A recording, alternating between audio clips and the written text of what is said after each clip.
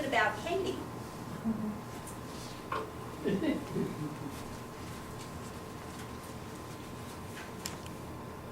Our Canadian Katie was actually born in Minneapolis, Minnesota, while her parents were there for her father's job.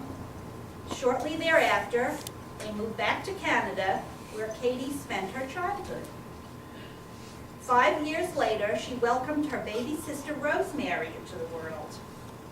Because their mother traveled a great deal, as young girls, they were shipped off to private boarding school in Oshawa, a small town east of Toronto. Being the adventurous type, Katie loved it. Rosemary did not.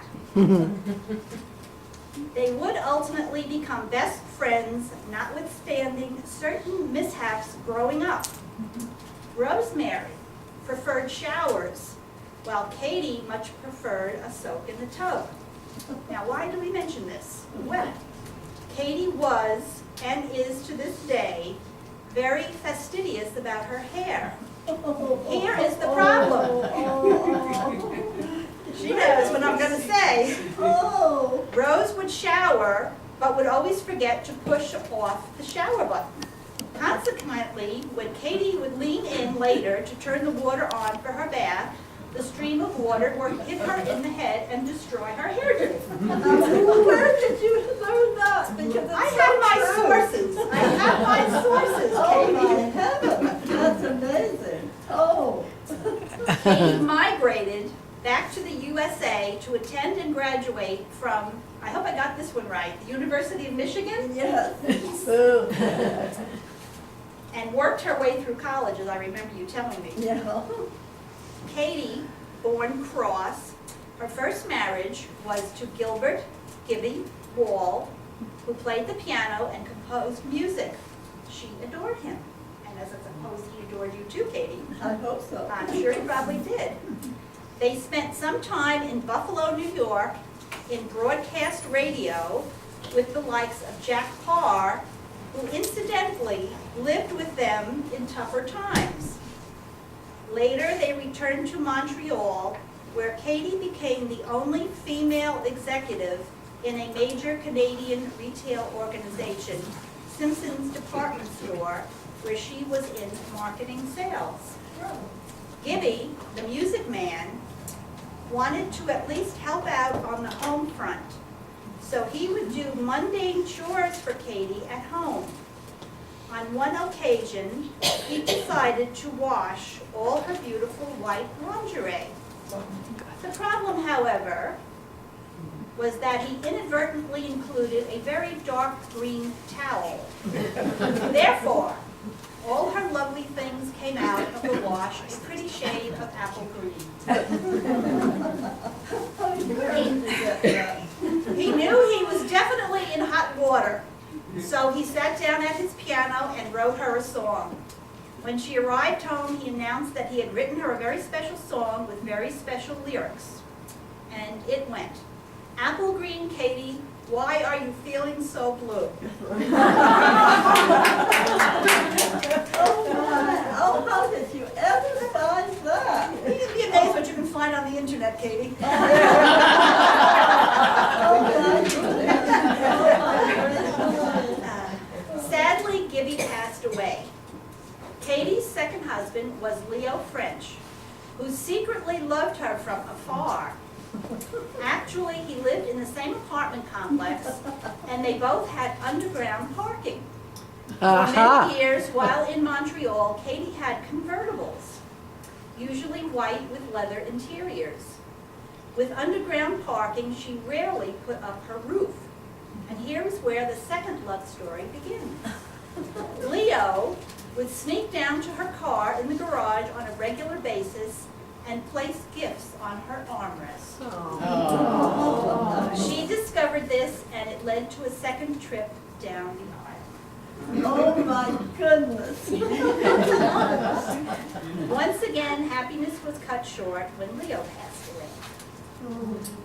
Her third husband was Edward Pennock, and together they could have easily passed for a mature Ken and Barbie.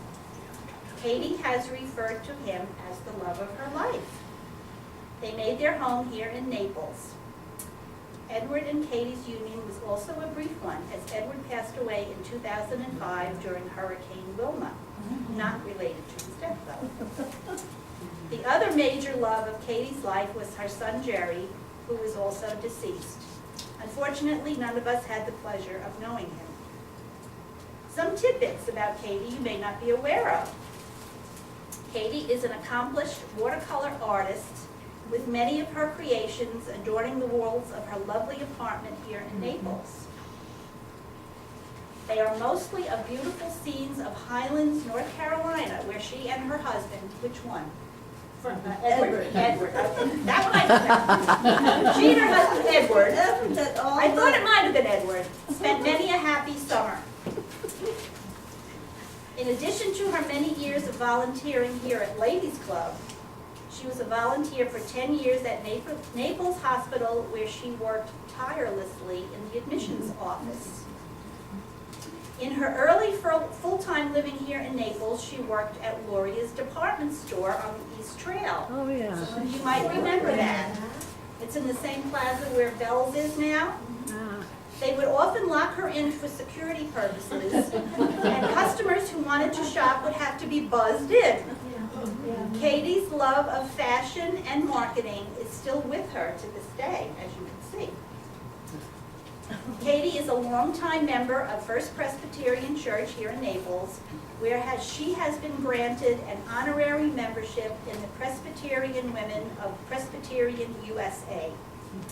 For the last several years, she has been vice moderator of the Ladies' Circle at church. This position entails planning and coordinating monthly programs for the group, a very responsible and time-consuming job. She's already got next year's programs planned. On many occasions, she has been in charge of table decorations, and she often makes reports to the Finance Committee. She's also a dedicated member of So-and-So, a ladies' committee also at church that sews little aprons for needy girls in South America. This all too brief biography was composed mostly by Katie's beloved nephew, Frank. Oh my goodness. Swear at it. Oh my goodness gracious. Well, isn't that something? Well, I'm not done. You're not going to escape No, so no, much. She's so natural. I can't believe that you were able to put that all together. And you make me sound That was a feat. very nice. You are. And I just appreciate it so much. And that, you really did make me sound great. I'll have to want to remember that. You get to take it home with you Oh, to refer good. to later. I love it. And really, this is just such a great surprise. And so lovely of all of you. As I look at you all, you know I love you all. Well, here's a little something more to add. And this is a special little message. Hi, my name is Frank, and I'm lucky to be Katie's nephew. Aunt Katie has been a major influence in my life. She was responsible for my first summer job when I was 16. It was at Simpson's department store, where she held an executive position in marketing sales. She placed me in a stockroom position, and my twin brother John in customer service. He went on to become a manager and ultimately president of the largest textile company in Canada. I mention this because she intuitively knew he was meant for merchandising. I, on the other hand, was not meant to be in a stockroom, having made numerous mistakes in ticketing products. On the verge of being fired, Aunt Katie saved the day. Recognizing my artistic ability, she had me transferred to display, where I learned to dress windows. I also enjoyed working with objects and ultimately went on to become a sculptor. And what a sculptor he is. Yeah. Today, I am an internationally recognized full-time sculptor and continue to teach people how to carve stone. Wow. In 2001, the American government awarded me with permanent resident status based on their evaluation. The reason I mention that is because Frank is Canadian also. The category was extraordinary ability in the arts. Thank you, Aunt Katie. Thank you, thank you, thank you. That's all down here. Without your influence, I may never have gone down this path. I am the only one in the family that calls this lovely lady Aunt Katie. Believe it or not, Oh dear. the rest of them call her Dodo. Not because she is dense or dumb, but because when Katie was 5 years old, she was given a baby sister, Rosemary, who is Frank's mom, and Rosemary pointed at Katie and said, Dodo. Dodo, and she's been called that ever since. Secretly, she told me she hates the name, but typically she says nothing for fear it would hurt their feelings. Soon to be 95, this vivacious, generous, and loving individual has made our world a better place for almost a century. I certainly owe her big time. Enjoy your day. With love, Frank. Well, my dear.